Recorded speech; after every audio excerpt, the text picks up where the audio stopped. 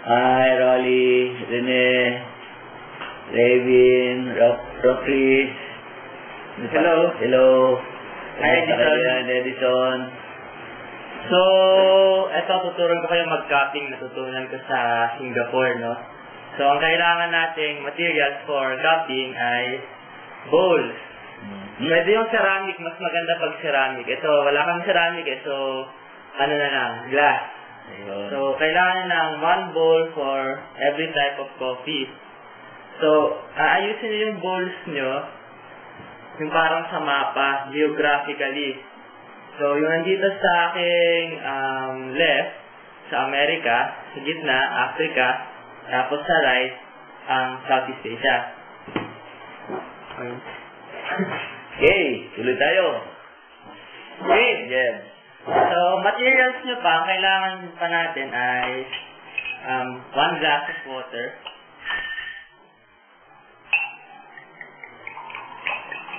So, para saan yung 1 glass of water? Doon natin lalagay yung 2 kinds of spoons natin. Yung ating pang-mix, saka yung ating pang-sip. So, nag-grind ako ng coffee kanina. Kaka-grind lang.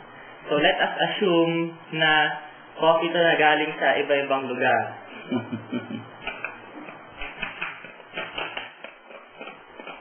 So, let's say, Colombia. Kunyari, Colombia to. Kunin natin yung isa nating spoon. Yung pang-mix natin. Punas ko dito. So, ang kailangan natin ay 2 tablespoons of ground coffee, coarse grind, for every 6 ounces of water. 1, 2. Tapos itong gitna, let us assume na ito ay Ethiopia. 2 tablespoons. 1, 2. At itong last, let us assume na ito ay Sumatra. 2 tablespoons again. 1 and 2. Ngayon, nagawa natin itong first step. Nalagay na natin ng coffee grounds dun sa mga bowls, sa cupping bowls natin. So, gagawin natin, mag-init tayo ng tubig. Yan. Hot water. Hintay tayo ng mga 2 to 4 minutes after mag-boil ng water. Yun ang tinatawag na off the boil. So, dapat hindi boiling. Ngayon, ang gagawin natin, lalagyan natin ng 6 ounces of water ang bawat bowl. So, measure natin 6 ounces.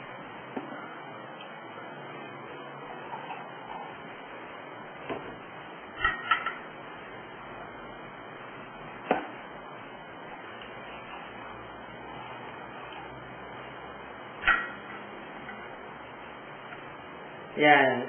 6 ounces. And last.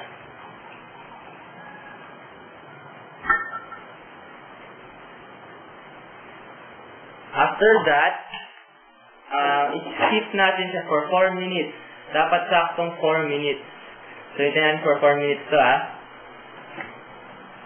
Okay. After 4 minutes, let's say 4 minutes na, ito na yung cupping ritual na tinatawag. Kunin niyo yung cupping spoon nyo. Usually, yung cupping spoon, dapat mas malalim siya kaysa dun sa mixing spoon nyo. So, kunin yung cupping spoon nyo. Ay, hindi, mali. Mixing spoon muna pala. Kunin yung mixing spoon nyo, babad nyo siya. At itong first step na ito, ang tinatawag na breaking the crust. Yung crust yung ganito. Yun yung crust, yung nag-accumulate sa taas. Okay. So, pag binibreak natin yung crust, ito gagawin natin. Una, dito sa Amerika, napagpunin mo nga po yung camera. Ayan, teka lang pakita mo pa yung gagawin to Ganito ang breaking the crust. Ngayon, gagamitin itong spoon na to. Dito ba ako? Ayan.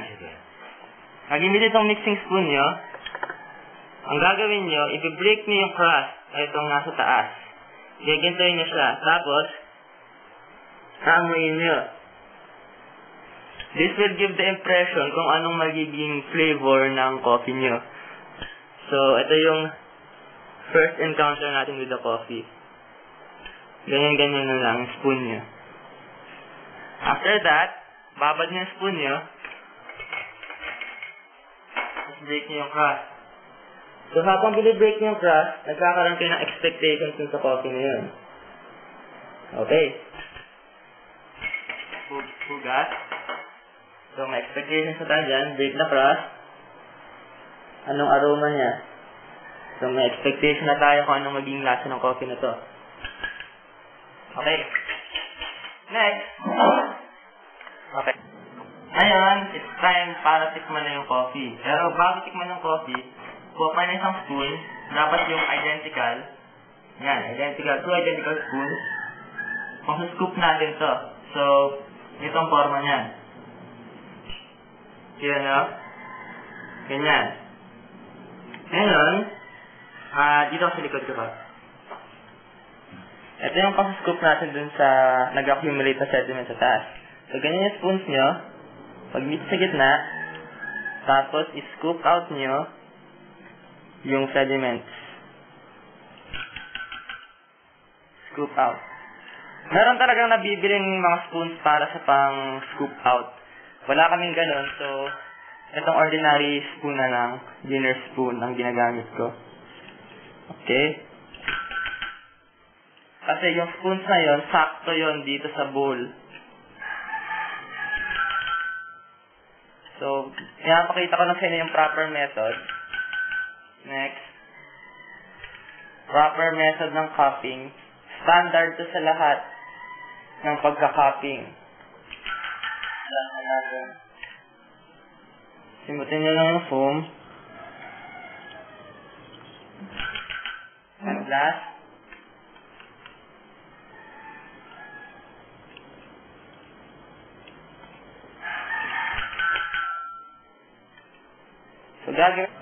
So, na-scoop out ko na lahat ng sediments na nag-float sa taas.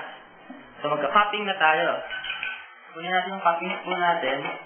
So, tapos ganito mag-cup. Talagang isa-suck natin loudly. So, kuha tayo ng konti. Ay, stop. Nalimutan ko. Kumuha pa pala kayo ng glass para duraan. So, ganito gagawin natin. Kuha ka ng konti from your spoon and suck loudly. Swallow a little, tapos spit. Okay? Babad.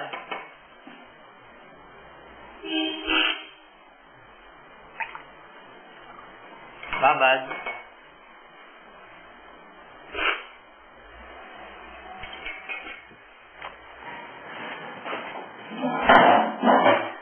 Kaya tayo nag-slurp loudly pag nagka-cupping para mag-atomize yung coffee sa ating bibig. So, aabot yun hanggang sa nasal cavity natin. So, may experience natin yung full flavor ng coffee.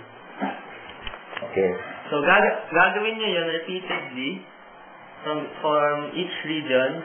Tapos, didescribe yung body, acidity, aroma, flavor. Didescribe nyo yun as you go on. Tapos, let it cool for a while. Tinatawag natin cupper's point.